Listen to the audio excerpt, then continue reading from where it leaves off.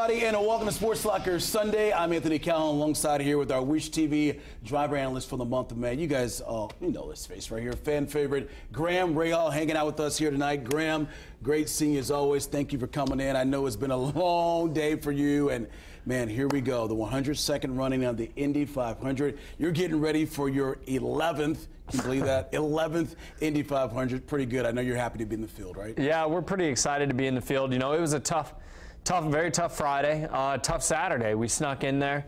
You know, we were very fortunate. We went out to do a second run at the end of the day, but, you know, we were very fortunate to be safe in that position because, you know, coming off of Friday, I didn't think that we would be. Really? I thought, man, I barely slept Friday night. I legitimately had a lot of time to think about the scenario, to think about if we don't make it. And not that I was in this defeatist kind of mentality, but it was reality. You know, reality said on Friday that we don't have the pace to even make the field. Wow. And so, you know, my guys had to work really late hours. They were at the track till 3 a.m. or 3:30 a.m. on Saturday morning, back at the track at 5:30 a.m. to go through tech. Some of the guys slept in the garages because what was the point going home for an hour? Yeah. Brutal. So, yes, to be in the field feels pretty darn good. All right, so you're going to start in the 30th position. Now, there's some good news there. Back in 2011, you started 30th then, and guess what? Had a top.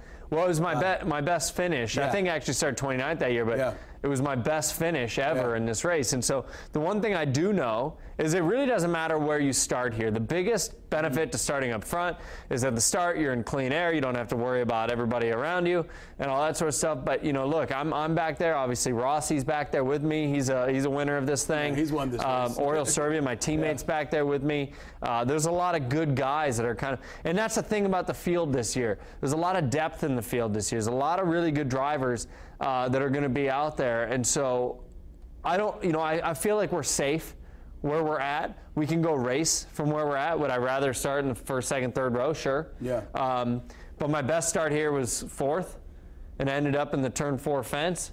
And my worst start, 29th, I finished 3rd, and I led a lot of it. Yeah. So hopefully we can do the same. Yeah, patience is the key. Let's take a look at some of your qualifying run here today at the Speedway. And so, as you mentioned, you're going to start 30th coming in Sunday's race. And why was it such a challenge to get the speed you were looking for? We just didn't have it.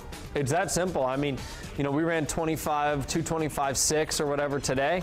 We ran that same stupid speed lap time.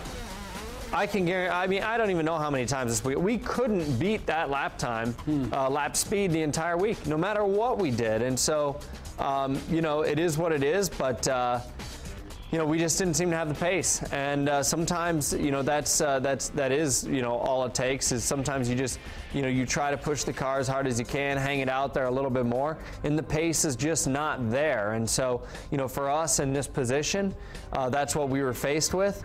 And, you know, but like I said, we're in the race. We'll go from there. Yeah, we were talking about this before we came on here tonight. You were telling me that tomorrow is so critical for yourself and the team because you're going to learn a lot about your car tomorrow, and it gets you in prime position for Sunday's race, right? Well, the reason tomorrow's really great is because, you know, all week we watch speeds and we see guys that put up big numbers. And trust me, tomorrow there's going to be somebody who puts up a big number. Mm-hmm. But tomorrow is the first day that everybody is doing the same thing, and that is simply preparing for the race. You're going to run full downforce as much as you can. You're going to run in packs. You're not going to be on your own. You're going to be with everybody. You're going to try to learn how your car is in traffic. And, you know, earlier in the week, some guys would go out, there'd be a big group run going, and guys would go out trimmed out like qualifying, put up a big, you know, 227 number, feel great about themselves, and that's it. This place can fool you. Tomorrow's the first time starting at 12:30. Hopefully Mother Nature's nice to us. Right. Everybody will be the same. Everybody's going to be in race trim, and we're all going to try to see what we have. So ask me tomorrow night. I'll be able to give you a better idea of who looked really strong, who looks really weak. Yeah. You know, we'll see how it all plays out. Well, one guy we know looked very strong, has been like that throughout the entire week, and was especially today. Ed Carpenter, he's going to be on the pole for this year's Indy 500. It is Ed's third pole of his career at the Indy 500, 2013, 2014, of course, this year as well. And, you know, granted, you've been around Ed for many years, and to see what he was able to do today and that team, to take care of business against the powerhouse like Penske, What does it say about himself, his team, and what does it do for IndyCar? Well, it's it's impressive. I don't. You can't take that away. I mean, when I saw 2:30 lap time, I don't even know where that comes from. That's right. Obviously, you really have to say, hats off to Team Chevy. I mean, as much, I'm a Honda guy, right? I've been a Honda guy my whole career, but we flat out got beat. We got beat, and those cars were very, very fast.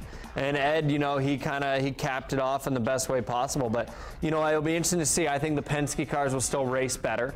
Ed's, that lap time was incredible to beat the Penskes by almost a mile an hour, to be on pole by almost a mile an hour is remarkable. But, I'm looking forward to getting out there with him. I mean, his team did a tremendous job. I look at Spencer, who drove for us a couple years ago. Spencer's right up there with him.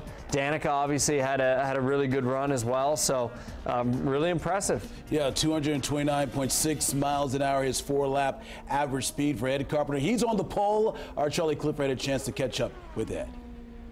AC, thank you very much. Ed Carpenter and some very happy kiddos are here. Ed, who do we got?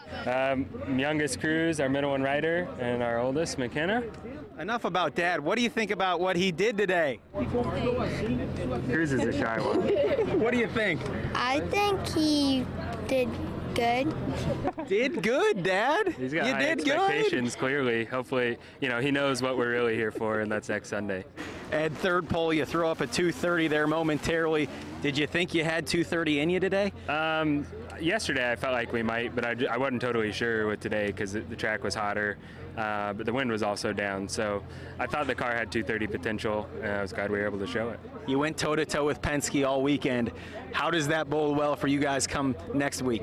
It feels good, but the 500 miles is a different beast. We definitely had a great car for 4 laps. I've been really happy with my race car. Speaking of good cars, the 13 proved something this weekend. What do you think about Danica?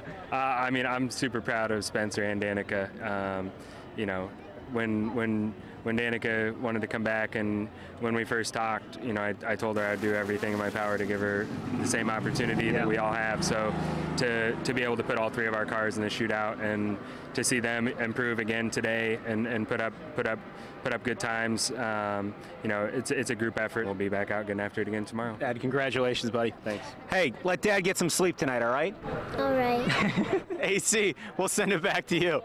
All right, Charlie, thank you very much. Okay, so here at Graham Rahal. Graham, there's a look at the first 3 rows, and you talked about the level of talent here in this year's race. Man, look at all those top names there and some really good speeds there by those drivers. Yeah, my gut tells me Simon's going to race really well. I know Elio's car looks really good. Bourdais has a bullet of a car. Newgarden's going to be strong. I mean, all those guys will. I think that's going to be a pretty strong starting 3 there. Okay, let's hear from some of those top qualifiers today.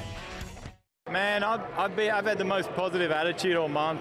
Probably the best Indy month I've ever had. So I feel good, and I think Chevy has a great engine, and I can't wait to race. Yeah, Ed's going to get the pole. I can promise you that. Team Penske did a phenomenal job to prepare for this event. Chevrolet, man, it's incredible what they gave us. I'm super excited. Shame we missed the pole, but we're going to be on the front row, and it's a phenomenal performance in this day and age. Good teams, good drivers in the Fast 9, but happy, with the crew, everybody. The PNC Bank car's done a great job, and next weekend's what counts. Scott Dixon there, one of the good guys. Of course, he was on the pole last year for the Indy 500. Talking to our Wish TV driver analyst for the month of May, of course, Graham Rahal here with us tonight. And Graham, the big story, though, yesterday involved a friend of yours, of course, James Hinchcliffe, did not qualify yesterday for the Indy 500. Of course, there's a lot of speculation tonight that he may possibly replace someone who qualified for Sunday's race. Let me get your take. First things first, and here's some pictures here of James today during qualifications. I know you have a good. Those two right there, Wickens, Hinch, and myself. Yeah. We started racing against each other when we were 10 years old, the 3 of us. Wow. And so we raced with each other for a long time. And so, he's. I'm disappointed to see him not in the race as a friend. And you know, we are head-to-head. We're pretty much tied right now in points, in IndyCar points, and so in fifth. You know, so it's you know, a shame for him to kind of lose some points like that. Being a double points race here will hurt for sure. At the same time, I don't know what's going to happen here. This could get quite interesting because when you look at this from various sides of it, Hinch is one of the bigger names in the sport. He's probably the most popular guy in the sport in many ways. More importantly, Hinch probably has the biggest sponsor in the sport. Arrow spends, I think, more in this sport than anybody else, and so that's what's going to play the biggest role in this. Is ultimately, you know, Hinch needs to be in there, but Arrow needs to be in there. A lot of companies spend a lot of money, you know, really focused around this event, and so while people get tradition and this and that and the other thing, we also have to understand this is a business too. Mm-hmm. It's a business. We all rely on the Indy 500. And like I talked to him tonight, you know, when you look at leader circle and everything else, if you don't make the Indy 500, it costs the team about $400,000 in guaranteed money. And so that's a pretty big deal. So, you know, I hope he's in. As I just tweeted a few minutes ago, if he's not in, he better be in the broadcast booth for ABC this weekend because he's that kind of guy. You know, he has such a great personality. He could offer a lot of great insight, you know, for everybody watching. Okay, let's hear from some of the guys whose names been mentioned of, you know, possibly Hinch replacing them in Sunday's race. It's hard to think about. It's hard to accept the fact that, you know, there are people trying to, you know, there are people out of the race. It just sucks to see that. So hard to accept just from everyone's perspective. But the situation, you know, it is what it is. I'm not worried about that. I mean, I know there's been speculation about it, but I'll be in my car as normal. So, I mean, honestly, it's not affected anything I've done because I'm not worried about it. If there is a driver that is contemplating doing that, it has to be right for him, and hopefully he can make good out of it as well. So, you know, kind of that was the deal for me last year. All right, Graham, let me put you on the hot seat here. So if you were James Hinchcliffe, I mean, what would you do in this situation if you did not qualify on Saturday like he did not? I'd stay at home. Well, I mean, I'd go to the race, but I wouldn't drive. And why? Because I feel like if we didn't qualify, there's a reason. You know, we didn't earn the right to be there. And sadly, I had a lot of time to think about this. You know, Friday night, this was a reality for me. It could be me. And so, you know, I certainly wouldn't want to be thrown into somebody else's position when they've obviously earned the right. But like I said, as a friend, I want to see Hinch in it. And so, you know, I say that, but I also understand, as I said a minute ago, this is a business. And at the end of the day, whether it's Hinch or myself, two of the bigger names in the sport, a lot of sponsors spend a lot of money based around us, you know. We probably have to be in the show somehow. But what I do is I reflect back 25 years. My dad missed the show, and he didn't buy a ride. He wasn't there the next week, and he went back to Columbus, Ohio, and that was that. I would rather be in that position. I want to earn my right to be in the show, but I can say that right now because I've been fortunate enough to get in. If I was in Hinch's shoes right this second, I might give you a different answer. But that's a hard one to be in the middle. And like I said, I mean, you know, Hinch is one of the biggest names. He's got a lot of great sponsors that are behind him. Hard to ignore that. It is very hard for anybody to ignore that. Okay, man. He's always speaking his mind here. Glad to have him part of our team here with Graham Rahal here tonight. We're going to take a break, but still to come much more with GR. Up next, we're talking Danica Patrick, who was a part of the Fast 9 today at the Speedway. So is she ready to make her final run for the checker flag and her final Indy 500? She'll tell us tonight on Sports Locker. And still ahead, Elio will start in the middle of row 3 in Sunday's race. Kenny